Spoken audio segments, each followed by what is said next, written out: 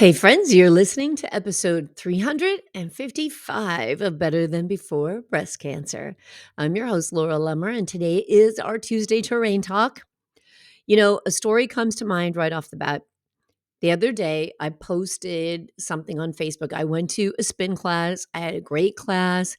I got out of that class and I posted a story on Instagram and Facebook about being the oldest person in the class, about making sure that we get up and we get out and we take care of our bodies regardless of our age, and how way too often we limit ourselves because of our age. That so many people who are of a certain age, and that age depends on you. If you think 40 is too old, if you think 50 is too old, if you think 60 is too old, whatever age you are, if you think you're too old, you feel weird, I'm the oldest person in the group, and then you don't go. You don't go to a class, you don't exercise, you limit yourself in some way, and it has a huge impact on your health. And so I posted this video, and I wasn't just talking about getting out and working out and getting exercise and moving your body, but just about overall how we limit ourselves by the belief of our age, and what a gift it is to be whatever age you are, right? What a blessing, what a gift. Every day that I wake up and I'm a day older, I'm so grateful for that day. And so, why not change our mindset from thinking about what we can't do because of our age to doing whatever we can do, regardless of age? I think even young people limit themselves because they don't yet feel the effects of an aging body. And oftentimes we'll just be like, oh, I don't have to worry about it because I remember those wonderful years when I could still eat whatever I want and never gain an ounce, even though I always exercised, though I was very consistent with that throughout my life. But I wasn't as consistent or mindful of diet at certain times, probably because I was A, too so young, and B, running around after a bunch of kids while working a full-time job and exercising. I could eat more, but things change as we get older. So, anyway, I got a lot of comments about that post, very positive comments. And I wanted to talk a little more about physical health. I think that the more we know and understand about how our body works, the more interested we can get about that, then the more motivated we might be to do something about it. It's like if you know that your car runs on a certain kind of gas, you make sure and you put that gas in because you don't want to damage the car. And when you know what happens to your body, I think that we're more apt to do things to support our body. And one of the things that we have a lot of issues with after breast cancer and breast cancer treatments, along with aging and menopause, is bone health. And do you realize, or have you thought about how much muscle impacts bone health? And I think a lot of people do not realize that. We think that bone is a matter of calcium and vitamin D, and we don't realize how much our whole body is so amazing and so perfect and works with such synergy. Like if you think of a skeleton, this is just a system of levers, right? Like think about all the bones you see in a skeleton. Without muscles, those bones are useless, right? If those muscles can't move those bones, then what good are the bones except that you don't look like a jellyfish? And even when it comes to muscles, those muscles can't move unless you've got healthy nerves. And we know and experience some of this as we go through breast cancer treatment. If you go through certain chemotherapies and you get neuropathy, right? And that's damage to the nerves. And that can also happen with radiation treatment. And when those nerves are damaged, we don't have as good of a grip. I'm using my fingers like squeezing my hands right now because after I went through chemotherapy in 2011, I had horrible neuropathy in my hands and my feet and partway up my legs. And thank God for acupuncture because it really absolutely did heal the neuropathy that I was experiencing. But radiation also has a big effect on our muscles. So I want to talk about some important things about muscle so you can understand what it's actually doing for you. And if you're concerned about bone density, I want you to realize the important role that muscle has when it comes to bone density, but way more than just bone density. So Let's talk a little bit about what radiation can do, because I think many people who go through breast cancer go through radiation. And I've had radiation on my spine and on both of my hips also. And so, especially on the left hip, where I had a lot more radiation than I did on the right hip, and on my thoracic spine and my back, there's a tremendous amount of stiffness there. So, I have to be diligent about doing flexibility training. And I definitely have a completely different range of motion in my spine and in especially my left hip since going through radiation. But if I'm not really conscious and intentional about minding that muscle or those muscles and keeping them stronger and also incorporating flexibility like Pilates and yoga, then I find myself in a lot of pain and with a lot of stiffness. And I'm going to help you understand why that happens, and hopefully, if you're experiencing it, this will help you to be able to take some action to reduce some of the physical suffering, because you do have power over quite a bit of that. So, radiation can lead to muscle atrophy, which is shrinking because of the damage that it causes to muscle cells. I know that radiation oncologists are really careful about trying not to expose parts of the body unnecessarily. But whatever parts of the body are getting radiation, and for instance, like in my hips, it had to get to my bones, so it had to go through my muscles. And when we're doing radiation on our chest or under our arms, or wherever you're doing it for breast cancer therapy, that pectoral muscle is definitely getting impacted by this radiation. So the muscles that get affected could experience wasting, which means just becoming weaker and less functional.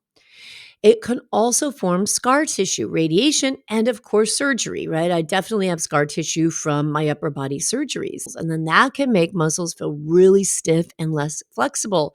And a lot of times, especially right after we've had some kind of a treatment, we're especially careful because it is uncomfortable and we're afraid if we move too much, we're going to injure or hurt ourselves. And so, a really important thing to consider is that those muscles have to be moved. And so, getting physical therapy after breast cancer treatment, after radiation treatment, is so important. And it can really help for you to maintain your muscle strength and flexibility. And it can reduce the impact that radiation, especially, has on muscle tissue. So, if you're currently going through radiation treatment, this is an important thing to ask your doctor about. Can you get a referral to a physical therapist so that they can keep you moving? And physical therapists are just absolutely amazing. I absolutely love physical therapy. I think it's magical. It's so important in keeping your body functional and strong and moving properly. Like, I cannot give enough credit to physical therapists, and I highly recommend it. So, of course, physical therapy, important, and regular exercise that's really carefully tailored to you. If you've never done exercise before, or you haven't done it on a regular basis, or you've never done strength training or lifting weights, and you've gone through breast cancer and you start thinking, wow, I've got to really get in there, I've got to build some muscle, or your body's starting to age, please, at least for a little while, consult a professional.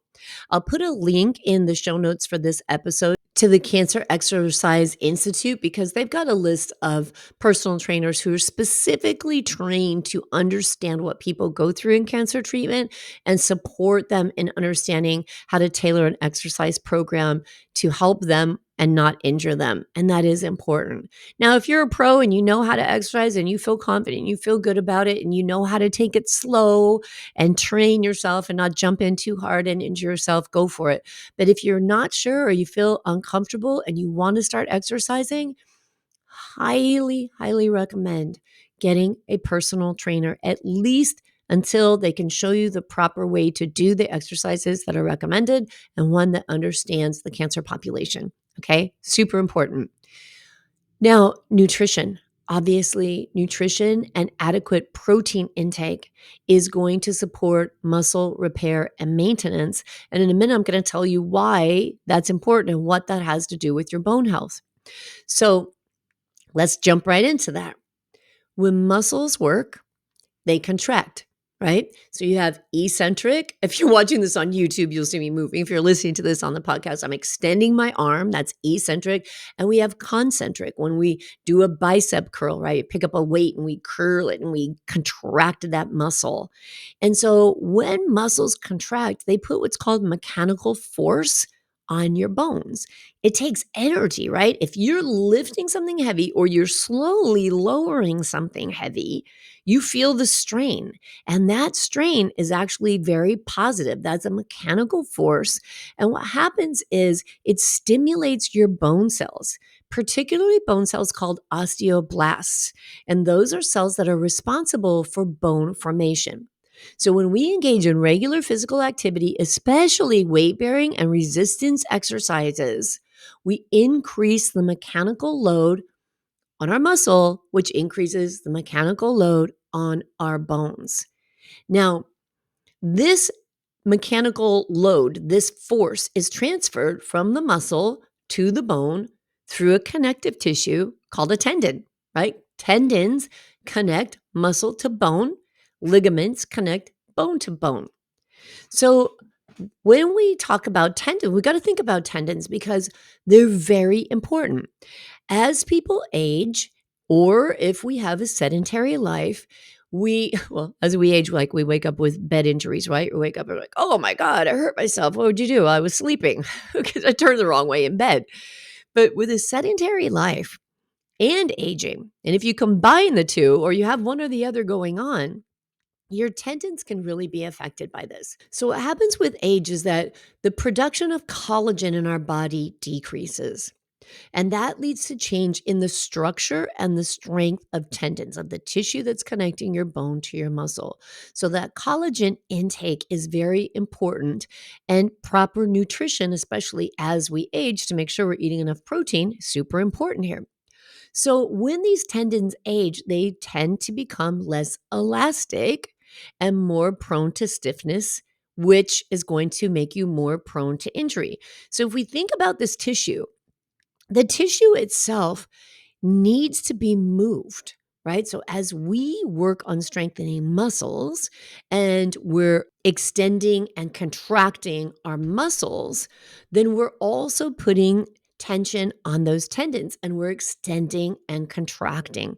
So things like yoga, stretching, I've seen a lot of like these new stretch labs are opening all around where I live. I don't know if you have them where you live, but stretching, certain kinds of massage therapy, these types of things to move our body around are so good for maintaining the elasticity in our tendons.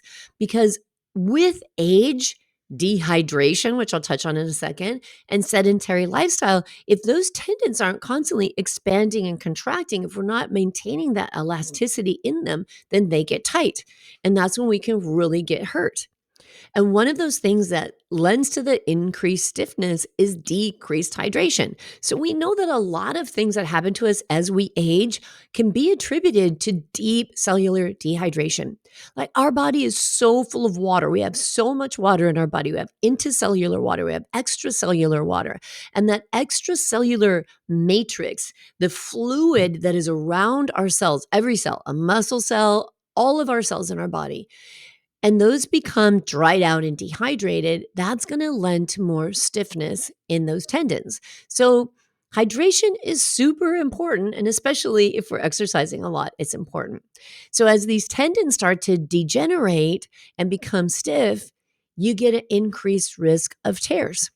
And so then people get more afraid. Well, I'm afraid to exercise because I've never exercised and I don't want to hurt myself. And I say that is a wise thing to be aware of. And again, use caution. Don't not exercise, but get a referral to a physical therapist or find a personal trainer, or I don't know, maybe you can find, I've never looked on YouTube for personal training videos, so I don't know that there are experts on there, but if there are, and you think you can't afford a personal trainer even for a little bit of time, then maybe find some really reputable sources online that can help you out. But I really would highly recommend in person for whatever amount of time you can afford to do that, especially if you're older and have lived a sedentary life and have been through some kind of a medical crisis. So as we age, of course, we have this wear and tear, right? I mean, I'm 60 years old. There's been 60 years of wear and tear on this body, on these tendons, and on these muscles.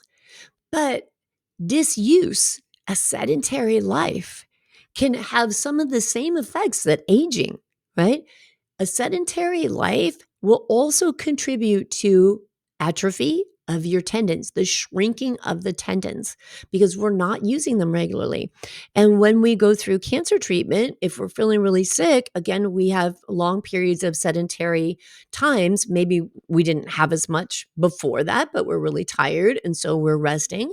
But if you had an overall sedentary life, even before that, then it can really contribute to this shrinking of your tendons and weakening that structure. So, again, with our body, when we don't use something, our body is so smart, so intelligent, and it reroutes energy because it's really designed to conserve energy. So the old saying, use it or lose it, is true. Use your muscles or lose a lot of the strength, a lot of the elasticity, and even the flow of blood. So when we don't have physical activity, when we are not moving, when we are not expanding and contracting muscle and moving lymphatic fluid through our body and moving blood through our body, we can experience a reduced blood flow to our tendons. And we can also harm or impair that nutrient delivery. So it can make it harder for tendons to heal. And since tendons don't have a lot of elasticity, if they get injured, it can take them a long time to heal. So we want to make sure that we're staying physically active, not just to stay strong, but so all of these functions work better in our body and that we're in less pain and discomfort. And too often we write that off as just, I'm getting older, I'm stiff. And it doesn't have to be like that. So we can really have a big impact on the amount of discomfort that we experience in our joints by moving and by keeping strong muscles. Another thing that happens as people age, if we have a sedentary lifestyle and we're not doing regular resistance training, is not only as these muscles and tendons get weaker, do our bones get weaker, but we also start to have an impact on our balance and coordination. So, strong muscles improve balance and coordination. They reduce your risk of falling. And you may not think that, but here's why. Muscle strength is super important because core strength, your abdominals, your back, your pelvic muscles, that's like our center of gravity. And that's what provides stability to the body. And that core stability is essential for balance. Then let's think about hip and leg strength. All right. So we've got core strength that's giving us that stability. It's stabilizing everything. And then we've got these limbs flopping around. Well, what is our core balancing on but our hips and our legs? And so when we don't have good, strong stability in the hips and the legs, and we don't have good core strength, think about what the muscles in your core are supporting your spine, right? Your ability to breathe and move. And so when we don't have that stability, we tend to wobble, we lose our balance, and we fall. And as people age, one of the things that leads straight to death are falls. Now, it's an interesting thing because when we don't have good muscle strength, when we're not in a regular habit of having physical activity and physical exercise, we lose what's called proprioception. This is really interesting. Proprioception is kind of your body's ability to know where it's at in space and time. And so when we don't have good proprioception, we trip over things. So here, if we don't have good balance because we don't have good core strength, then we have much more tendency to fall. And if we don't have good proprioception, we tend to bump into things, hit things, or trip on things. But in addition to that is your ankle flexibility. So think about the tendons again. Think about the ligaments and the tendons and the things that attach the bones and the muscle to each other. When those get stiff and tight, we end up doing something, and I know you've seen this in older people, called the senior shuffle, where they literally don't pick up their feet anymore. So, when we have regular physical activity and strong muscles, we're not only contributing to the strength of our bones and our bone density, but we're providing an overall safer environment for our body to function in, right? Now, when it comes to bones, it's not only the mechanical force that muscles give to those bones when we're using our muscles that's important, but muscles actually help regulate the supply of nutrition to your bones. So, because muscle contraction improves blood circulation, think about what carries nutrition through your body. It's blood. Your blood cells carry nutrition and oxygen. So when we use our muscles and we put tension on those bones, we improve our blood circulation, and that improves the delivery of nutrients to our bones, nutrients and oxygen for maintaining good bone health and strength because oxygen is transported on your red blood cells. We want to move that oxygen through our body to all of those tissues. Also, when we have regular muscle activity, regular contraction and expansion of these muscles, we're not only improving our circulation, applying mechanical force to the bones to improve our bone density, but muscle activity actually reduces the rate of bone resorption, which is the process by which bone is broken down. So this helps in maintaining a healthy balance between the osteoblasts that I talked about in the beginning that are building bone, they're forming bone, and the osteoclasts, which are breaking bone down. And so when we improve that balance and we keep a healthier balance and we're making it faster than we're breaking it down and we're keeping that good bone density and using your muscles regularly is a big factor in that. And another way in which using your muscles helps to support bone health is by the hormonal influence. So, muscle contractions during exercise stimulate the release of hormones, of growth factors that promote bone growth and bone remodeling. Exercise is known to increase the production of growth hormone and testosterone, both of which have really positive effects on bone density. So, to summarize everything, if we have a combination of muscle loss due to medical conditions and treatments, aging, and a sedentary lifestyle, it significantly undermines bone health. It reduces that mechanical stress, the mechanical load. It impairs your balance. It can alter your hormone profiles. It decreases nutrient supply to the bones, and it increases bone resorption. So, regular physical activity that includes weight bearing exercise is crucial to mitigate these effects and to maintain good muscle and bone health. So now I'm gonna address some common objections because I know you're already thinking them. I hate lifting weights. It's boring. Oh, I don't know how. Oh, I don't want to go to the gym. Oh, it's too expensive. All these things. And I just kind of said them mockingly. Sorry about that, but they're just your brain throwing out excuses because your brain wants to conserve energy. Your brain is like, I don't want to get up and go work hard and sweat and then be sore. But the investment of time and money into maintaining a healthy body and supporting your physical activity is worth every penny. When I stop and think about the amount of money people spend on medications and therapies or the amount of quality of life they lose from not having good physical health, there's no price tag you could put on that. Like, however, you have to rearrange your budget to take care of your body first, it is worth it. And if that's 100% not possible for you, guess what? You can move your body for free. You can do weight bearing exercise with no weights, just your body, because your body is a weight. How much does your body weigh? Well, whatever amount it weighs, if you're pushing it up and down with your legs through squats and lunges and push ups and sit ups, all of these things that you can do simply with your body, you are going to get some weight bearing resistance. And especially if you've had a sedentary life, or you're a little older, or we've had a sedentary period of time because of cancer and cancer treatment. So I know for a fact that there are lots of apps and videos and YouTubes and all of that kind of stuff that you can access for free that are specific to body weight exercises. And so if you feel intimidated by strength training or lifting or walking through the gym going, what are all these crazy machines about? Then start with just using your body and the resistance of your body because it's powerful. Even in yoga, if you think about the amount of strength you see when a yoga teacher is doing a handstand or, even down, there's certain poses where it's kind of a plank. And then from that plank, just with core strength, lifting their hips up and bringing their knees up to their elbows. I mean, that's some incredible strength.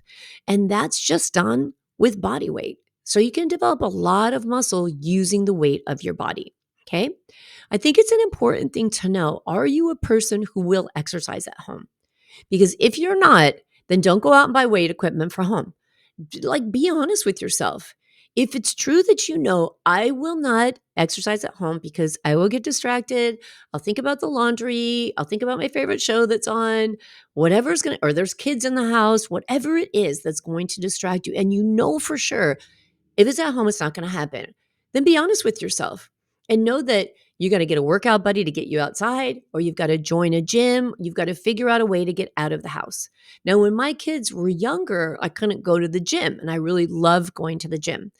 And so I just had to commit to time. And it was after they went to bed. At that time, P90X was all the rage.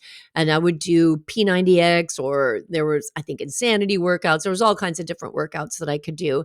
And I did them at home after the kids went to bed because it was the only time I could fit it in, with work and raising a family. So you've got to really look at your life and understand how exercise is going to fit into it. And if you haven't exercised or you don't exercise regularly, please don't start by saying, okay, every day I'm going to exercise for an hour. That's a good way to hurt yourself. And it's a fantastic way to get sick of exercise and hang it up again for the next 20 years, right? If you've never exercised or you haven't in a long time or you're recovering from something, there's a reason why we call it training and why a body can be trained. Take it slow. Look at where you can do 3 times a week for 20 minutes or 15 minutes. And then once you get good at that and you find a routine and you're like, okay, I've got it on Saturday and Sunday and Wednesday, I can do that. Figure out a way that it's really and truly going to fit with your life, because that's the only way that exercise will be a consistent, long-term, sustainable factor, and especially strength training. So the recommendation for strength training is at least 2 days a week, full body, right? So work out your whole body with some resistance at least twice a week. So we can start there. That's easy, right? Start there with 10 push-ups, 10 squats, 10 sit-ups. And for some of you listening, that's going to be really hard. And that is okay, right? Because you're going to feel so proud of yourself. If you start off and that's hard, and then you find yourself doing 20 of one of those, amazing. And you're going to see and you're going to prove to yourself that your body responds and that your body trains no matter what age you are. It does not matter how old you are. Your body will respond to training. So know what's reasonable for you. Start off slowly. There's an exercise device that I love that's called the TRX. If you want to exercise at home, and you can use a TRX, they have a little thing you can attach to them, like throw it over your door jamb and close the door. So you can use a TRX pretty much anywhere inside of your house, as long as you have a door in your house somewhere. And it's amazing because you use your body as the resistance when you're using a TRX. And I'll link to TRX. I've been a certified instructor with them for so many years on different levels, and I love learning about TRX and going to training. And now you see TRX in gyms, you see TRX in yoga studios. It's a really valuable device. I haven't purchased one in a long time. I have 2 of them. And at the time, I think maybe they're a couple of $100s, but they're worth it. And you can use them anywhere. And I take my TRX when I travel because you can use it in a hotel room. So if you don't like going down to the hotel gyms, you throw your TRX up over that door jamb, and it's amazing how much you can do. And they've got lots of videos on different things you can do. TRX is actually a really useful device too for improving flexibility and opening the body. It was something that I used a lot to help to stretch, especially my upper body when I was recovering from surgeries and treatment. So, yoga, wonderful because it's a stress reduction, but it's also something to open those bodies and keep the elasticity in those tendons. And it's so amazing to me because you'll hear people talk like in Pilates or yoga sometimes, they'll say, lengthen your muscle. Okay, your muscle's never going to get longer. Your muscle has an origination point and an insertion point, and that's where it's connected to your bone. And it's connected with the connective tissue that we talked about. And that connective tissue gets stiffer or more elastic, right? And we are opening, I mean, we are extending the muscle, but the muscle is never going to get longer than where it started, its origination point, and where it ended, its insertion point. Okay, but we can use it and teach the muscle to more easily expand and contract. So you're not going to end up like Gumby with like extra long arms and legs somewhere. So I hope you explore some of these ways to get some resistance on your body, to understand like the incredible value in using your muscles on a regular basis. Not only does it look beautiful when people are toned and have some muscular structure to their body, but it's incredibly important for your bone health, your hormonal health, and just your capacity to physically function and enjoy a good quality of life. This is something I've always said, like, I will do whatever I can to ensure that as long as I live, I am not physically limited by my body because of something I didn't do, right? I know my body can train and respond. And yes, I know it takes effort. And yes, I know it's uncomfortable. And yes, I know you've got to work through a lot of thoughts to help you get to a place where you can do it and it fits and it's fun. So I want you to ask yourself this question: how could you make it fun? If you know that using your muscles is this beneficial to your overall health, how could you make it fun? Think about that. What could be fun? Doesn't have to be in a gym lifting free weights with all the big, incredible Hulk guys. What could be fun? Now, if you want help with that, this is something I love to do. And you can find me at the breastcancerrecoverycoach.com, where I have one-on-one sessions available, metabolic health coaching packages available, and my ultimate the Better Than Before breast cancer membership, where you literally have everything. And we talk about nutrition and we talk about exercise and we talk about mindset and we work through emotions and we do all the things that support a body in living a life that truly is better than before breast cancer. And it is 100% possible. All right. So look it up, thebreastcancerrecoverycoach.com, and let me know what you think. I'll talk to you soon.